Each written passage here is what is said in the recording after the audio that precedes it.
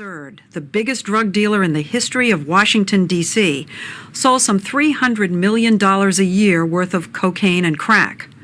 After he went to prison, he sold even more. Right here, behind the concrete walls, steel bars, and locked doors of this maximum security federal penitentiary in Lewisburg, Pennsylvania. Following his conviction as a drug kingpin, Edmond was sentenced to 2 life terms without the possibility of parole. But within just days of his arrival, he was back in business. He was dealing drugs right from his prison cell. Just about everybody inside the jail in some way, shape, form, or fashion is dealing in drugs, either directly or indirectly. He was caught and 2 years ago struck a deal with the feds. Ever since, he's been telling them exactly how he pulled it off. Tell me what drugs you dealt with in prison. Cocaine? Cocaine. Crack? Crack. Heroin? Heroin. What else? Marijuana. Those were the basic 4: cocaine, crack, and heroin, and marijuana. There's nothing left. I mean, you did the gamut. Yeah, I did it all. He did it all and then some. For starters, he brought drugs into the prison through this visiting room. He hired other inmates whose girlfriends, during contact visits, would pass the stuff packed in small balloons. She might kiss him, and he put them in his mouth. He drank a little bit of soda or water, swallow them. She go do it again. Good He's day. got them all inside. Got them all inside. Then when he get back inside the institution, he spit them up. What's the most you ever heard of those that any one person That I ever seen one person bring? I seen somebody bring in like 60 of them. Edmond says prison officials know this goes on. It keeps the jail mellow. It keep people patient. You know, they be able to get high and chill. So they like this and let these things happen sometimes. Come on. Yeah, that's what they do. He wasn't just selling drugs to other prisoners. He also masterminded the shipment of more than 2 tons of cocaine and crack from the coca fields of Columbia to the District of Columbia. In some ways, he's like the Babe Ruth of crack dealers. Eric Holder, the Deputy Attorney General of the United States, was, until recently, the top prosecutor in Washington, D.C. It was his office that locked Edmond up in the first place. Tell us the magnitude of his operation from inside the prison. If you look at it on a monthly basis, he was exceeding that which he did when he was running what, to that time, had been the largest drug operation in Washington, D.C. history. He was doing more from in prison? Is that what you're saying? Yeah, at its maximum, he was doing about 400 kilograms of cocaine per month while in prison, and while on the street, he was doing about 300 at its maximum. Edmond says it was easy to do from behind bars.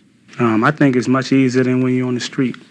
Easier than on the street? Much easier because you're right there with the people that have direct access to the narcotics that you need. Colombians, Cubans, Mexicans. All thrown in together? All thrown in together.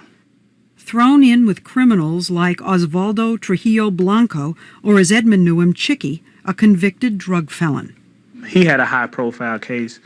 I had a high-profile case. So, you know, we were just wanting somebody to introduce us. We just was waiting for a person to come along and say, this Chicky, this Ray. And we just gonna go from there. It was right there. What else? You know, what else could we do? It's right there. Chicky is cocaine royalty, son of Griselda Trujillo Blanco, better known as the godmother of the Colombian drug underworld, and a founding member of the notorious Medellin drug cartel. Does it make any sense to put the biggest guy from D.C. and someone from one of the largest cartels in Colombia in such close proximity? You'd know it would be inevitable that they'd come together. No, I'm not sure that's true. I wouldn't make that assumption. I would think that both people, having been put in federal prison, would have been incapacitated. But they weren't. A year after Edmond met him, Chicky was released and returned to his horse ranch in Colombia. And that's when business really took off. So how did you pull it off? I mean, you were doing pretty serious and impressive deals. Oh, yeah, from inside, I love maximum security penitentiary. Maximum security. Specifically, how did you do it? Specifically, we would use the visiting room, the telephones. Specifically, these telephones, conveniently located just down the hall from his cell. Edmond would contact Chicky simply by placing a collect call to a friend in Washington. Every one of those calls was recorded. Hello, this is the AT&T operator with a collect call. Who's calling, please? Right. Will you accept the charge? Uh-huh. The friend, in turn, connected him to Chicky all the way down in Medellin. What reason would I be calling out the country? I'm not from Colombia or South America. Or Here's nowhere like here's that. an inmate that's calling Medellin 3 and 4 times a week. So you know I'm up to something. Just common sense would tell you. If you got good common sense, it would tell you that I'm up to no good. In one afternoon, he made 59 phone calls to 5 states and 2 foreign countries. I thought that we listened in on their phone conversations. I thought that when a guy makes a phone call, that the prison kind of knows what he's talking about. All the phone conversations, all the social phone conversations are recorded, but not all of them are monitored. Now, does that make any sense? Well, it doesn't make any sense except for the fact that they don't have the ability to. There's simply not enough people to listen in on all of the phone conversations that all of these prisoners have. And the prisoners know that. They count on it. Well, I'm sure that's true. But Edmond says he and Chicky weren't taking any chances. They spoke in code. Remember, he used to live in 18th Street. Yeah. That he was going to move to downtown to 16th Street. Yeah. When he made that statement to me, he was letting me know that the price went down 3,000. It went from 19th Street to 16th Street. So I automatically knew what he was talking about. Edmond used an entirely different code when he spoke to his distributors back in Washington, D.C. Believe it or not, he used Pig Latin. You want to hear a little bit? Yeah, I want to hear what you'd say. Adaka woulda said it, that could you could do the for the comedic. What did you say? Oh, I was just saying, I feel good today. So fast. You could do that. You got to be fast so nobody will understand what you're talking about. Yeah, and you could just do this whole interview like that? Yeah, I could do the whole interview like that. Now, what kind of money were you making out of this?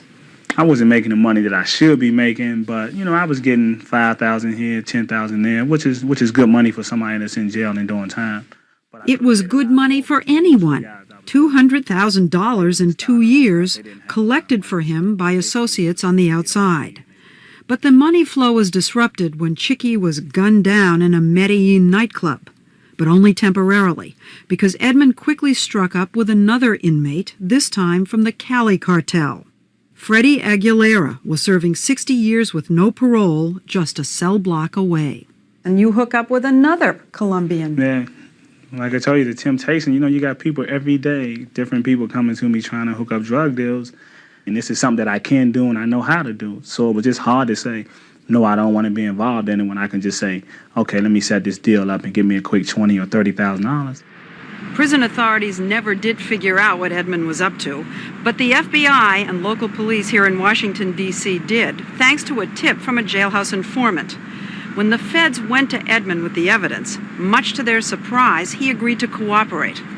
With his help, the government was able to lock up 15 drug dealers, among them some of the most violent drug thugs in the nation's capital. Why did you decide to cooperate? Because I wanted to put it all behind me. I wanted to help my family, first of all. That was the first thing that gave me the motivation. My mom, my aunt, and my 3 sisters. His mom, his sisters, brothers-in-law, and others were all in the family business with Edmond and are all serving time. His mother and sisters are together at the Alderson prison camp in West Virginia. The feds told Edmond they would not recommend a sentence reduction for him, but they agreed to go to bat for his 56-year-old mother, who was sentenced to 24 years in prison for her role in Rayful's drug enterprise. That's my mom. And, I love her, so, and I miss her. I hope she'd be okay.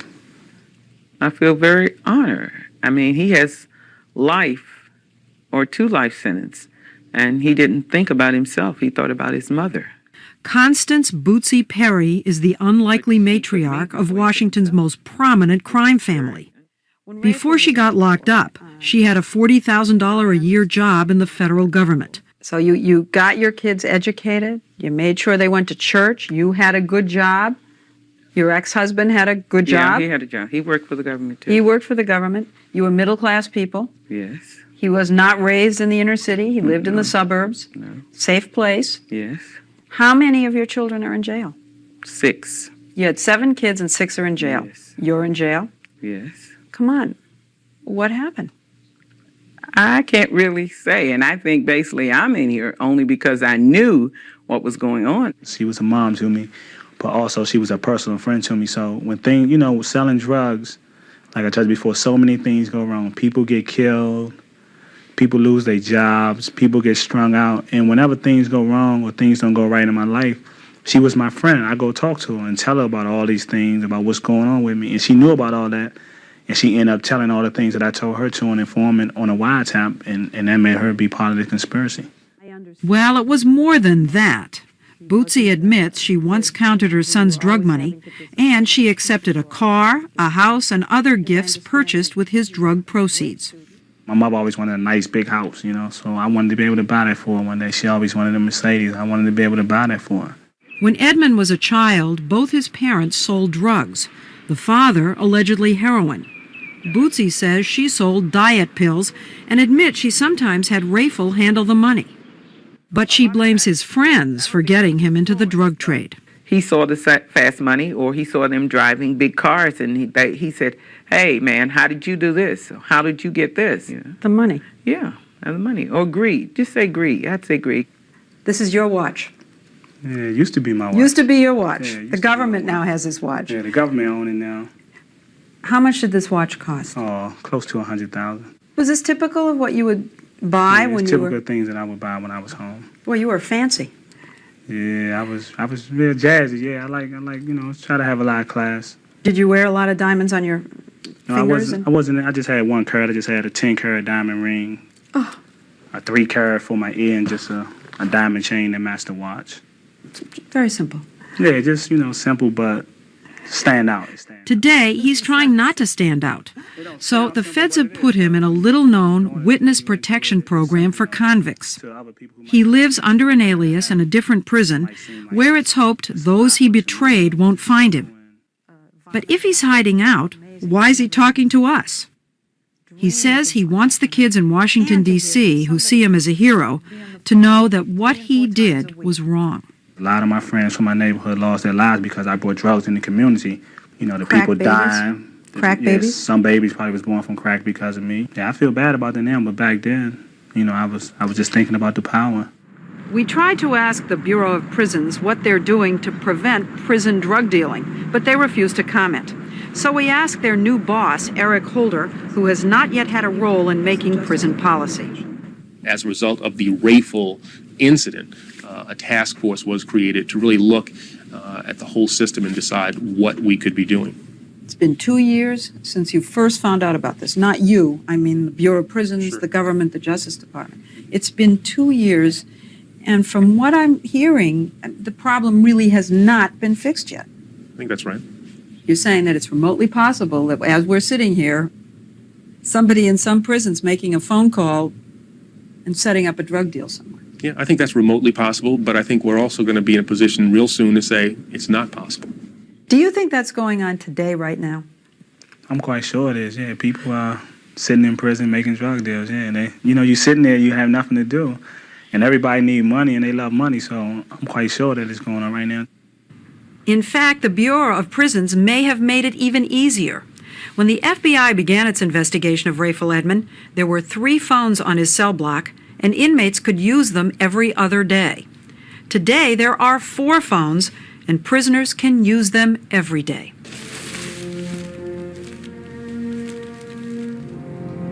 Shit. Mr. Brogan, I do believe you're fucked. Royally. Shit. It's sorta like the conclusion, the color purple. Niggas is losing confusion, but one time on pursuit moves and grabbing niggas up in this movement to rule shit. Cop versus the block, shorties in school quick. Lesson number 1, if you arrested and hung, where niggas is from, gotta keep a lid on your tongue. It's like salad murder. I hit blunts hard like Ray Mercer. The valid words of a prince in the palace of Persia. The cardiac blurs ya, plus the trees. But who's the fat one to make his nose take a freeze? And got enough gall to rock ice and all hype. Used to be a general, but just lost his stripe. Pipe dreams and white fiends and all-nighters. Collect calls from lifers. A story of wars with Cyprus. Since I got a problem with the law writers, I kick some more items just to explore horizons. The palm lady dreamt of this day, so I'ma play the crib close, smoking with the big toast and lay. They say the arms of Nicky Barnes would be enough to blast. A lot of rich niggas fell and started pumping gas. Was it the mind of CIA that bumped off Malik Shabazz? Fuck what they teach in class, I'ma reach the mass. Strap up, no backup, it's jungle tactics. Live in practice, out of line niggas get smacked backwards. So wear it if the cat fits. Folded up money in mad clips, a stack right under my mattress. To smoke a nigga like a Hughes brother motion picture. Niggas getting open, crews roping older niggas. April Fools, they laugh the jokes on the benches. Seeds outside, my niggas spoke on his sentence.